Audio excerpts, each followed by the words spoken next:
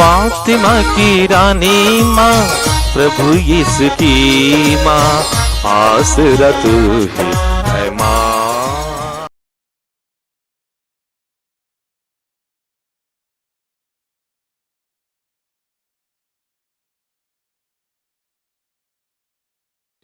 पहला पाठ लेवी ग्रंथ अध्याय 19 पद संख्याएं 1 से 2, 11 से 18 तक।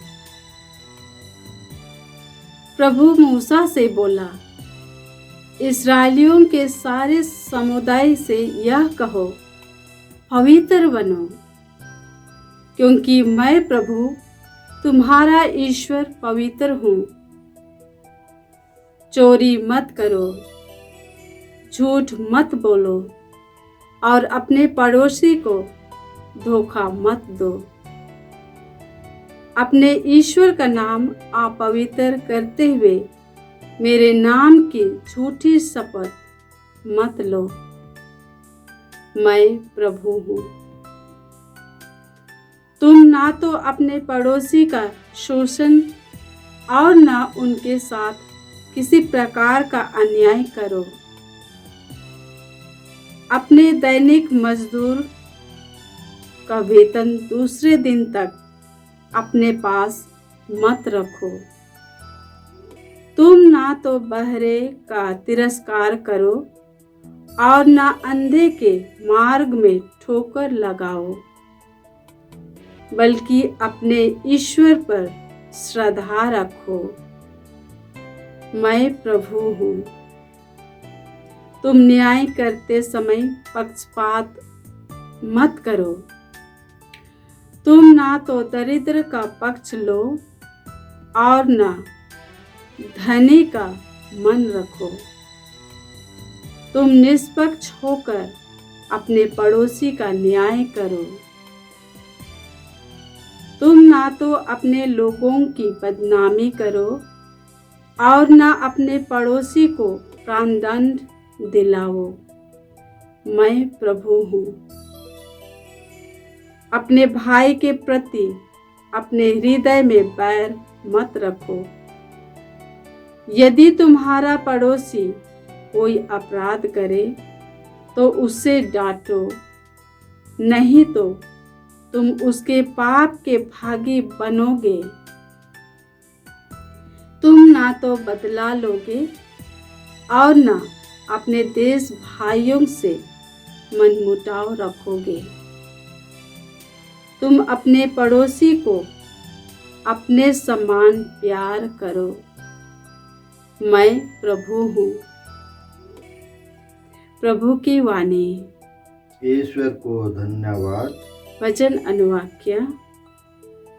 प्रभु तेरी शिक्षा आत्मा और जीवन है। प्रभु तेरी शिक्षा आत्मा और जीवन है। प्रभु का नियम सर्वोत्तम है। वह आत्मा में नवजीवन का संचार करता है। प्रभु की शिक्षा विश्वसनीय है। वह अज्ञानियों को समझदार बना देता है। अनुवाक्य। प्रभु तेरी शिक्षा आत्मा और जीवन है। प्रभु तेरी शिक्षा आत्मा और जीवन है। प्रभु के उपदेश सीधे साधे हैं। वे हृदय को आनंदित कर देते हैं। प्रभु की आज्ञाएं स्पष्ट है। वे आँखों को ज्योति प्रदान करती है। अनुवाक्य। प्रभु तेरी शिक्षा आत्मा और जीवन है। प्रभु तेरी शिक्षा आत्मा और जीवन है।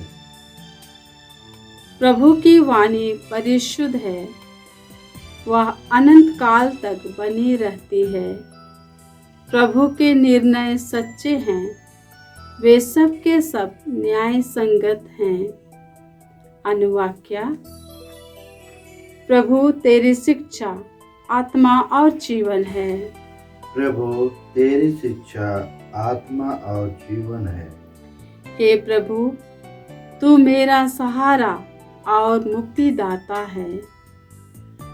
मेरे मुख से जो शब्द निकलते हैं और मेरे मन में जो विचार उठते हैं, वे सब के सब तुझे अच्छे लगे।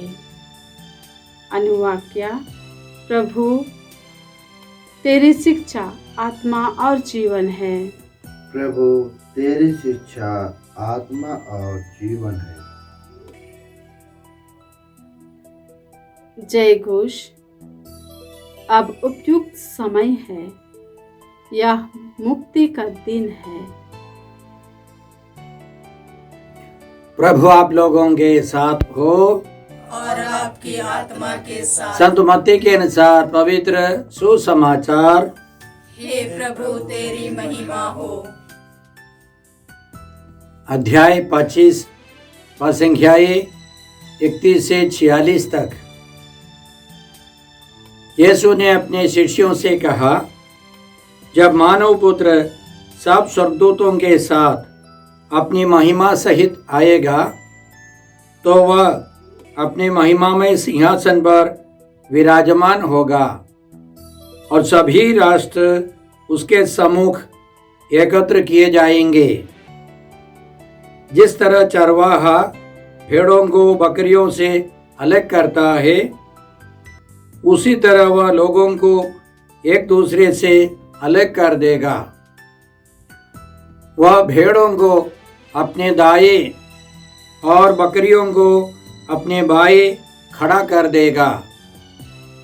तब राजा अपने दाएं के लोगों से कहेंगे, मेरे पिता के कृपा पात्रों, आओ और उस राज्य के अधिकारी बनो जो संसार के प्रारंभ से तुम लोगों के लिए तैयार किया गया है। क्योंकि मैं भूखा था और तुमने मुझे खिलाया, मैं प्यासा था और तुमने मुझे पिलाया, मैं परदेशी था और तुमने मुझे अपने यहाँ ठहराया, मैं नंगा था और तुमने मुझे पहनाया, मैं बीमार था और तुम मुझसे भेंट करने आए, मैं बंदी था और तुम मुझसे मिलने आए। इस पर धर्मी उनसे कहेंगे, प्रभु हमने कब आपको भूखा देखा और खिलाया, कब प्यासा देखा और पिलाया, हमने कब आपको परदेशी देखा और अपने यहाँ ठहराया, कब नंगा देखा और पहनाया, कब आपको बीमार अथवा बंदी देखा और आपसे मिलने आए। राजा उन्हें उत्तर देंगे, मैं तुम लोगों से कह देता हूँ, तुमने मेरे इन भाइयों में से किसी एक के लिए, चाहे वह कितना ही छोटा क्यों ना हो, जो कुछ किया वह तुमने मेरे लिए ही किया। तब वह अपने बाएं के लोगों से कहेंगे, शापितो, मुझसे दूर हट जाओ, उस अनंत आग में जाओ जो शैतान और उसके दूतों के लिए तैयार की गई है। क्योंकि मैं भूखा था और तुम लोगों ने मुझे नहीं खिलाया, मैं प्यासा था और तुमने मुझे नहीं पिलाया, मैं परदेशी था और तुमने मुझे अपने यहाँ नहीं ठहराया, मैं नंगा था और तुमने मुझे नहीं पहनाया, मैं बीमार और बंदी था और तुम मुझसे नहीं मिलने आए। इस पर वे भी उनसे पूछेंगे, प्रभु हमने कब आपको भूखा, प्यासा, परदेशी, नंगा, बीमार या बंदी देखा और आपकी सेवा नहीं की। तब राजा उन्हें यह उत्तर देंगे, मैं तुम लोगों से कह देता हूँ, जो कुछ तुमने मेरे छोटे से छोटे भाइयों में से किसी एक के लिए नहीं किया, वह तुमने मेरे लिए भी नहीं किया। और ये अनंत दंड भोगने जाएंगे। परंतु धर्मी अनंत जीवन में प्रवेश करेंगे। प्रभु का सुसमाचार। हे क्रिस्त तेरी स्तुति हो। जय यीशु क्रिस्त में प्रिय भाई और बहनों, आज का पहला पाठ लेवी ग्रंथ से है, अध्याय 19 पद संख्याएं 1 और 2 और फिर 11 से 18 तक। इसमें मुख्य रूप से ईश्वर दो बातें कहता है। पहला है ईश्वर के प्रति हमारा रिश्ता। ईश्वर कहता है पवित्र बनो क्योंकि मैं पवित्र हूँ। ईश्वर के समान हमें पवित्र बनना है। प्रभु यीशु ने भी अपने पहले प्रवचन में संत मत्ती के सुसमाचार अध्याय 5 पद संख्या 48 में यीशु ने कहा, इससे तुम पूर्ण बनो जैसे तुम्हारा स्वर्गीय पिता पूर्ण है। हमें ईश्वर के समान पूर्ण बनना है, पवित्र बनना है। ईश्वर परम पवित्र है। बाइबल की अधिकांश किताबों में, ग्रंथों में हम लोग पढ़ते हैं ईश्वर पवित्र है। यशायाह नबी के ग्रंथ अध्याय 6 में हम पढ़ते हैं, स्वर्गदूत यह घोषणा करते हैं ईश्वर के बारे में, पवित्र पवित्र पवित्र प्रभु विश्वमंडल के ईश्वर। ईश्वर परम पवित्र है और वह पवित्र ईश्वर चाहता है कि हम भी उसके समान पवित्र बने, ईमानदार रहें, बुराई से दूर रहें, हम पूर्ण बनते जाए। यीशु का कहना है तुम ईश्वर के समान पूर्ण बनो। हमको पूर्ण बनना है, पवित्र बनना है।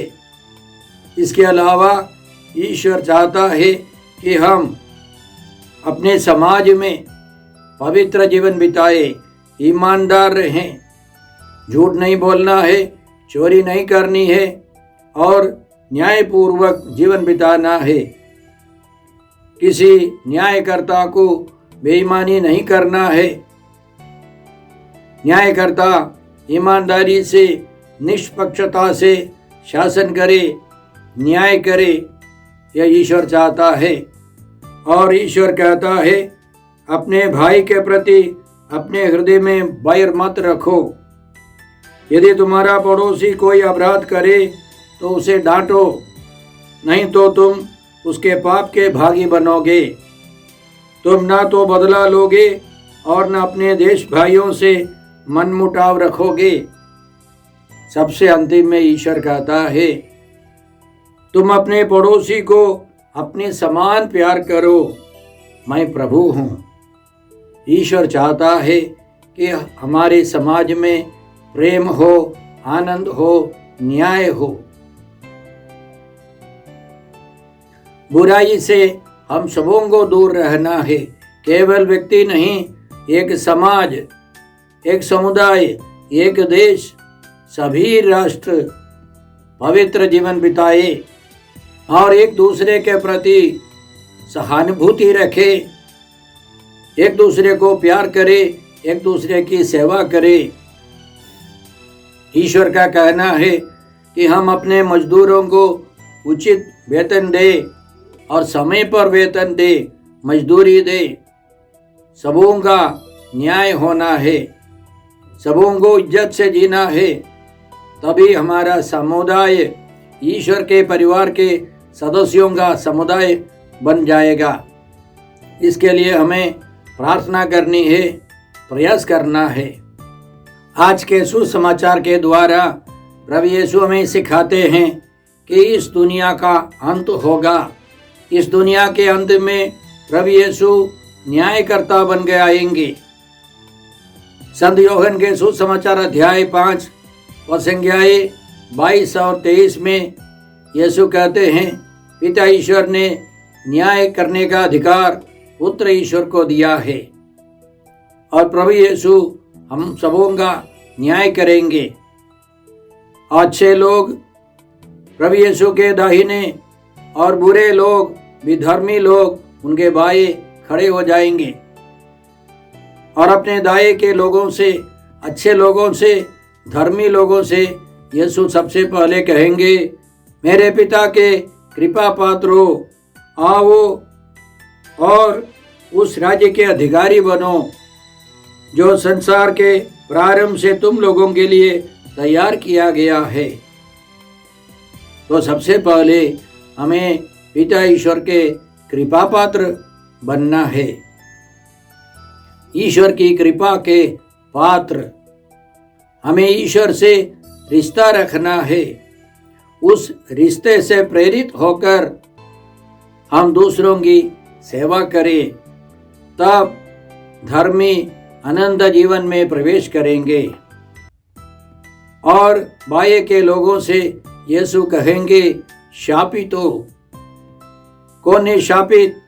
जो ईश्वर से अलग रहते हैं, ईश्वर की आज्ञाओं का पालन नहीं करते, मनुष्यों की सेवा नहीं करते, जो स्वार्थी रहते हैं, अपने लिए जीते हैं। याद रखें, जब कभी यीशु ने कुछ मुख्य विषयों को सिखाया तो यीशु ने उन अवसरों पर दोनों पक्ष में बताया। उदाहरण के लिए संत मत्ती के सुसमाचार अध्याय 6 में प्रभु यीशु कहते हैं, क्षमा करो और तुम्हें क्षमा मिलेगी, यदि तुम क्षमा नहीं करोगे तो तुमको क्षमा नहीं मिलेगी। अध्याय 6 संज्ञाएं 14 और 15 में यीशु कहते हैं। और उसी तरह यीशु कहते हैं, धर्मी अनंत जीवन में प्रवेश करेंगे, विधर्मी आनंद दंड भोगने जाएंगे। इसलिए पढ़े लिखे लोग तर्क नहीं निकाले कि यीशु ने इसलिए दोनों पक्ष में बताया, समझाया। इस दुनिया के अंत में न्याय होगा। कई लोग सिखाते हैं सभी लोग स्वर्ग जाएंगे, धर्मी और विधर्मी सबके सब स्वर्ग जाएंगे। यह बाइबल की शिक्षा नहीं है, यह प्रभु यीशु की शिक्षा नहीं है। हमें धार्मिक जीवन बिताना है, ईश्वर से रिश्ता रखकर दूसरों की सेवा करके अनंत जीवन में प्रवेश करना है। आज के दोनों पाठों में ईश्वर की इच्छा यह है कि हम उनसे घनिष्ठ रिश्ता रखें और लोगों की सेवा करें। इस प्रकार हम अनंत जीवन में प्रवेश करें। हम इन कृपाओं के लिए प्रार्थना करते हैं। हे पिता ईश्वर, हे प्रभु यीशु, हे पवित्र आत्मा ईश्वर, आज के सारे पवित्र वचनों के लिए हम तुझे धन्यवाद देते हैं और तुझसे प्रार्थना करते हैं कि हम सब ईश्वर के कृपा पात्र बनकर दूसरों की सेवा कर तेरे पास पहुंच सके। हम यह प्रार्थना करते हैं प्रभु क्रिस्त के द्वारा। हमारे प्रभु यीशु क्रिस्त की कृपा, ईश्वर का प्रेम और पवित्र आत्मा का साहचर्य आप सबों को प्राप्त हो। आमीन।